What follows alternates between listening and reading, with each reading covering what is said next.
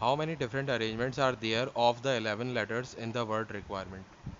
तो हमारे पास अगर कोई वर्ड है और हमें उसको उसमें अरेंजमेंट करना है, यानी कि इसको हम कितने डिफरेंट तरीक़ों से लिख सकते हैं। तो हमारे पास जो वर्ड है, सबसे पहले हम देखेंगे उसमें अंदर कितने लेटर्स हैं।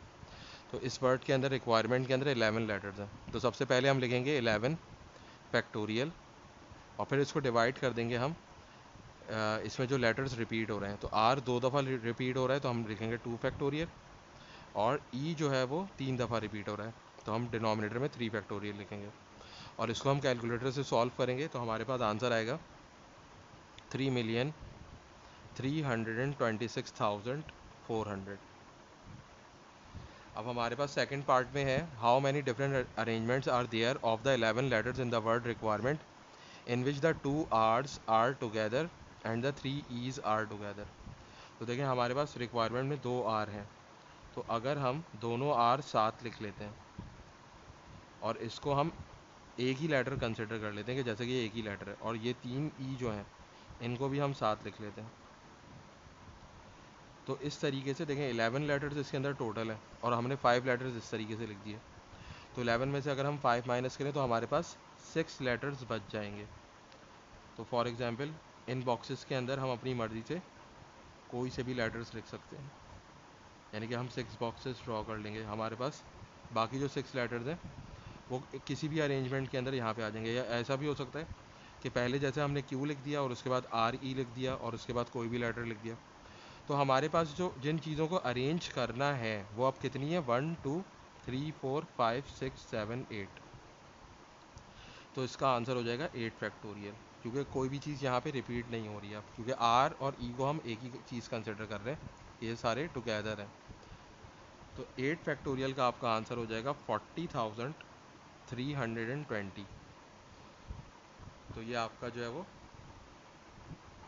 आंसर हो गया। अब इसके बाद हमारे पास सी पार्ट है, और सी पार्ट में क्या है,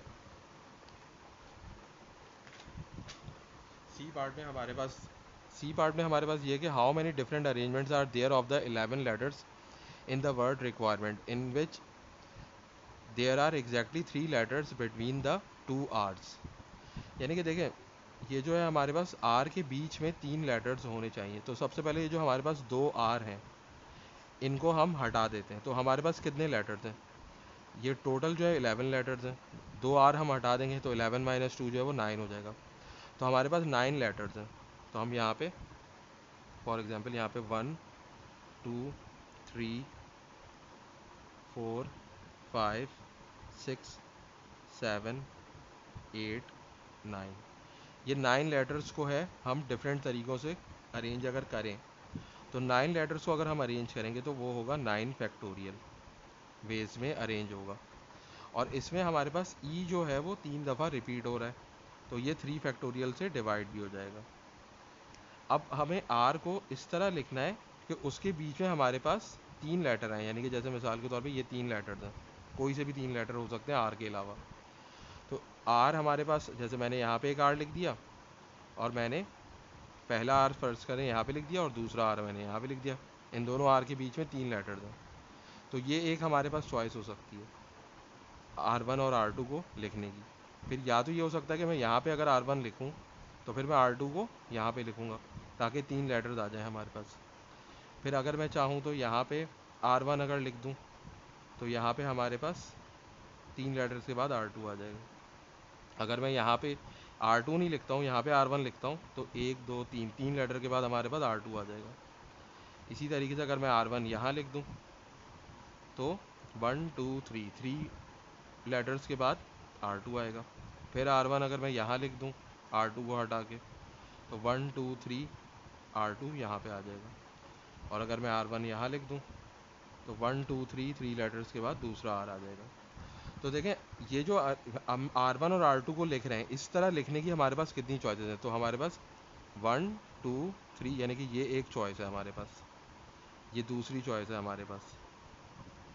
तो इस तरह हमारे पास कितनी चॉइसेस हैं, 1 2 3 4 5 6 7, 7 चॉइसेस हैं इस तरह लिखने की। तो इसको हम 7 से मल्टीप्लाई कर देंगे और इसको जब हम कैलकुलेटर में पुट करके सिंप्लीफाई करेंगे तो हमारे पास आंसर आएगा 423,320 360। अब इसके बाद जो नेक्स्ट पार्ट है हमारे पास,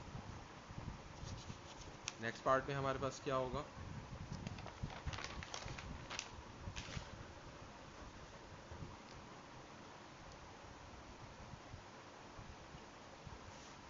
तो नेक्स्ट पार्ट ये है कि 5 of the 11 letters in the word requirement are selected, how many possible selections contain at least 2 E's and at least 1 R. तो ये बहुत ही सिंपल है कि अगर हम कम एटलीस्ट 2 ई सेलेक्ट कर लेते हैं, तो अगर हम फॉर एग्जांपल ये 2 ई जो मैंने मार्क किए हमने ये सेलेक्ट कर लिए, या फॉर एग्जांपल ये दोनों सेलेक्ट कर लिए, और जो है ए 1 आर हम सेलेक्ट कर लेते हैं, यानी कि फॉर एग्जांपल मैंने ये वाला आर सेलेक्ट कर लिया, तो उसके अलावा मुझे जो है वो क्या करना है, टोटल मुझे 5 लेटर्स जो है सेलेक्ट करना है। तो मैंने ये दो तो फिक्स कर लिए, उसके अलावा मुझे 2 लेटर्स और अरेंज करना है। तो अगर ये 3 लेटर मैं चूज़ कर चुका हूँ ऑलरेडी, तो हमारे पास कितने बचते हैं लेटर्स, 8 लेटर्स बचते हैं, और 8 में से मुझे कितने चूज़ करने, 2 लेटर्स चूज़ करने हैं। तो ये चीज़ कितने वेज में हो सकती है हमारे पास, ये चीज़ हो सकती है हमारे पास 8 कम्बिनेशन 2। जब हमें चूज़ करना होता है, अरेंजमेंट नहीं देखना होता, तो हम जो है वो कम्बिनेशन अप्लाई करते हैं, तो ये 8 कम्बिनेशन 2 हो जाएगा, और इसको हम कैलकुलेटर के ज़रिए सॉल्व करेंगे तो हमारे पास आंसर आएगा 28।